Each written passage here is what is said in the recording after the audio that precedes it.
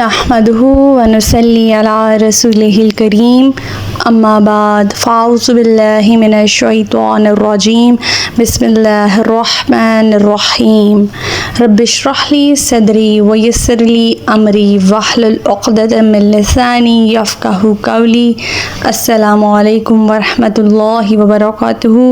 صراط مستقیم میں آپ سب کو خوش آمدید۔ پچھلے سبق میں ہم نے پڑھا تھا کہ اللہ تعالیٰ فرماتے ہیں کہ اگر اللہ لوگوں کو ان کے ظلم کی بنا پر پکڑنے لگتا تو زمین پر کوئی جاندار مخلوق باقی نہ رہ جاتی، لیکن وہ ایک معین عرصے تک ڈھیل دیے جا رہا ہے۔ پھر جب وہ مدت آ جاتی ہے تو اللہ کا عذاب ان سے گھڑی بھر کے لیے بھی آگے پیچھے نہیں ہوتا۔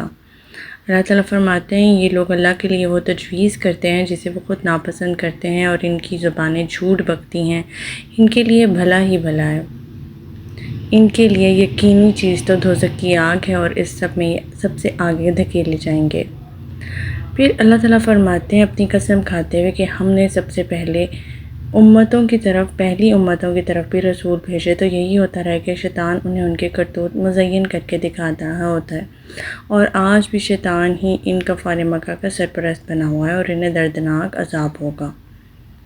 اللہ تعالیٰ فرماتے ہیں کہ ہم نے آپ صلی اللہ علیہ وسلم پر یہ کتاب صرف اس لیے نازل کی ہے کہ جن باتوں میں یہ لوگ اختلاف کر رہے ہیں ان کے بارے میں آپ ان پر حقیقت واضح کرتے ہیں، نیز یہ کتاب ایمان لانے والوں کے لیے ہدایت اور رحمت بھی ہے۔ اللہ ہی نے آسمان سے پانی برسایا جس سے زمین کو اس کے مردہ ہونے کے بعد زندہ کیا، اس میں بھی ان لوگوں کے لیے نشانی ہے جو غور سے سنتے ہیں۔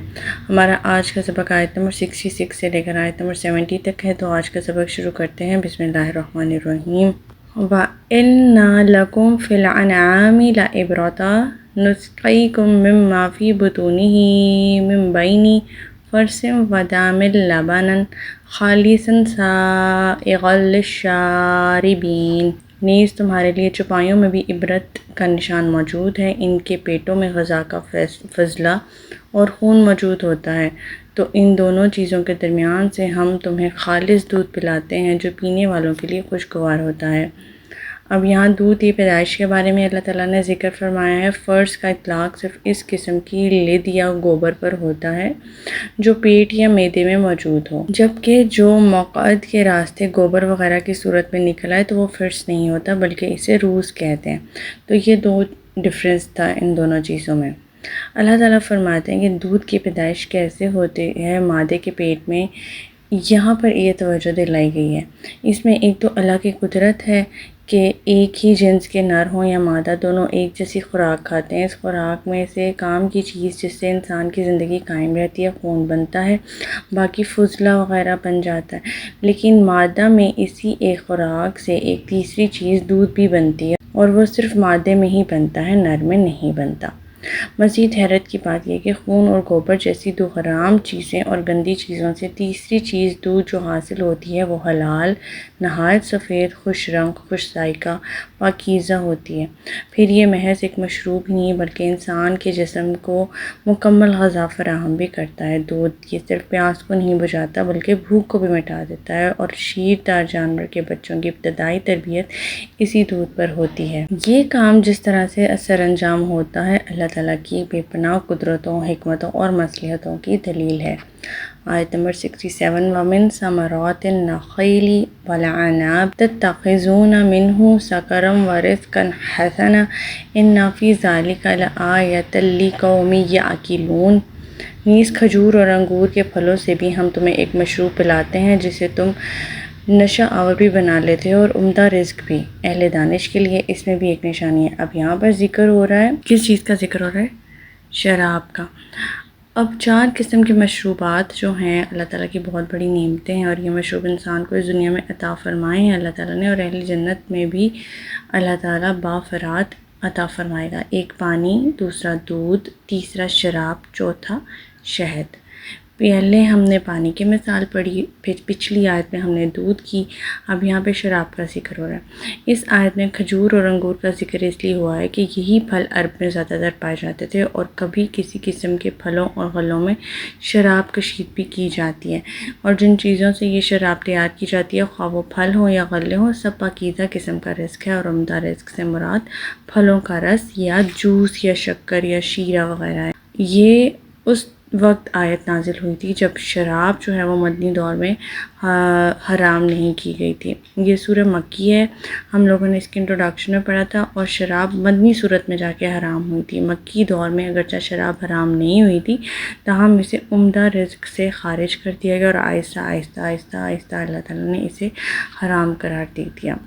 اب اہل جنت کو جو شراب مہیا کی جائے گی اس میں سے مضر پہلو کو ختم کر دیا جائے گا، یعنی جنتی لوگ شراب پئیں گے تو نہ ان کا سر چکرائے گا، نہ مستی پیدا ہوگی، نہ کوئی وہ فضول بات کریں گے، نہ ان کی عقل مستور ہوگی، اور یہی وہ نقصانات ہیں جن سے شراب کو اس دنیا میں حرام قرار کر دیا گیا ہے۔ آیت نمبر 68 وَأَوْحَى رَبُّكَ إِلَى النَّحْلِ أَنِ اتَّخِذِي مِنَ الْجِبَالِ بُيُوتًا وَمِنَ الشَّجَرِ وَمِمَّا يَعْرِشُونَ، نیز آپ کے پروردگار نے شہد کی مکھی کی طرف وحی کی کہ پہاڑوں میں اور درختوں میں اور انگور وغیرہ کی بیلوں میں اپنا گھر یعنی کہ چھتا بنا لے۔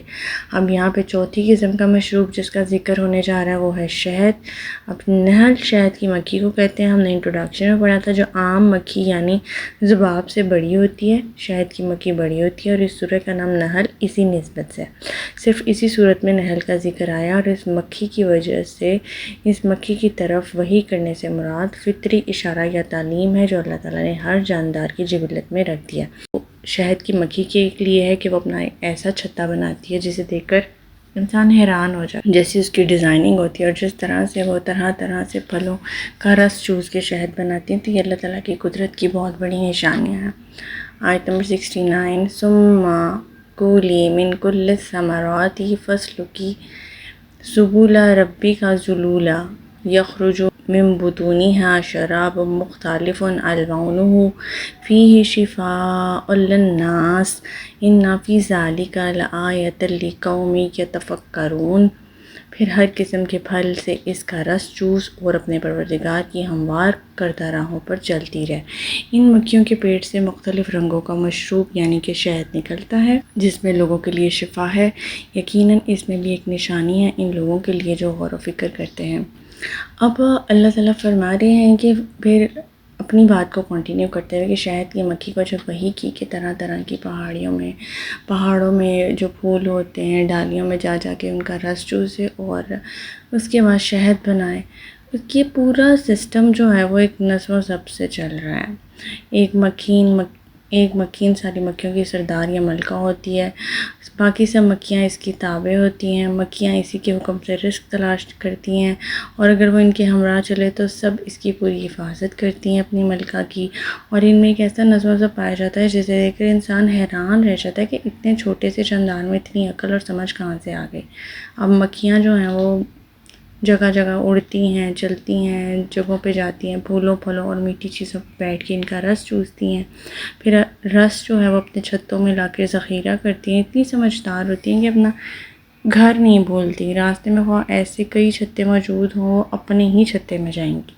تو یہ سب راہیں جو ہیں وہ کون سجا رہے ہیں؟ اللہ تعالیٰ کی ذات ہی سجا رہی ہے، اور غور و فکر کرنے والوں کے لیے اس میں نشانیاں ہیں۔ آیت نمبر 70 واللہ خلقکم یتوفاکم ومنکم من یرد الی ارذل الامور لکی لا یعلم بعد علم شیئا ان اللہ علیم قدیر۔ اللہ نے تمہیں پیدا کیا، پھر وہی تمہیں موت دیتا ہے، اور تم میں سے کچھ لوگوں کو رذیل ترین عمر تک پہنچایا جاتا ہے تاکہ سب کچھ جاننے کے بعد وہ کچھ نہ جانے۔ بلا شبہ اللہ تعالیٰ سب کچھ جاننے والا اور قدرت والا ہے۔ یہاں پر اللہ تعالیٰ اپنی قدرت کی مثال بیان کرتے ہیں انسان کے بڑھاپے کی طرف اشارہ کرتے ہیں۔ اللہ تعالیٰ فرماتے ہیں کہ جب انسان بچہ ہوتا ہے وہ اپنی تربیت کے لیے خوراک کھاتا ہے، اس کا قد بھی بڑھتا ہے، ہمت بھی بڑھتی ہے، عقل اور علم میں بھی اضافہ ہوتا ہے، پھر یہ سب چیزیں ایک مخصوص حد تک جا کر رک جاتی ہیں۔ اس کے بعد انسان وہی غذائیں کھاتا ہے جو پہلے کھاتا تھا، مگر ان کے جو ایفیکٹس ہیں، اثرات ہیں، وہ کم ہونا شروع ہو جاتے ہیں، جسم میں طاقت کی بجائے کمزوری آنا شروع ہو جاتی ہے، عقل کم ہو جاتی ہے، یادداشت کمزور ہو جاتی ہے، حالانکہ سب پہلے باتیں سیکھی ہوتی ہیں، سارے کام کیے ہوتے ہیں، عقل ہوتی ہے، پھر بچوں کسی ضدیں اور بچوں کسی حرکات کرنے لگ جاتا ہے، انسان نے ایسا کبھی نہیں سوچا ہوتا۔ اس سے معلوم ہوتا ہے کہ اللہ کی ذات قادر المطلق ہے، حکیم ہستی ہے، جو اپنی منشا کے مطابق، اپنی مرضی کے مطابق انسان کے اندر یہ جو تبدیلیاں ہیں وہ رونما کر۔ ہمارا آج کا سبق یہیں تک تھا۔ اللہ تعالیٰ سے دعا ہے کہ اللہ تعالیٰ قرآن پاک کے احکامات پہ ہم عمل پیرا ہونے کی توفیق عطا فرمائے۔ اللہ پاک ہمیں ہدایت دے کہ جس کے بعد گمراہی نہ ہو۔ ربنا لا تزغ قلوبنا بعد إذ هديتنا وهب لنا من لدنك رحمة إنك أنت الوهاب سبحانك اللهم وبحمدك أشهد أن لا إله إلا أنت أستغفرك وأتوب إليك۔ السلام علیکم ورحمۃ اللہ وبرکاتہ۔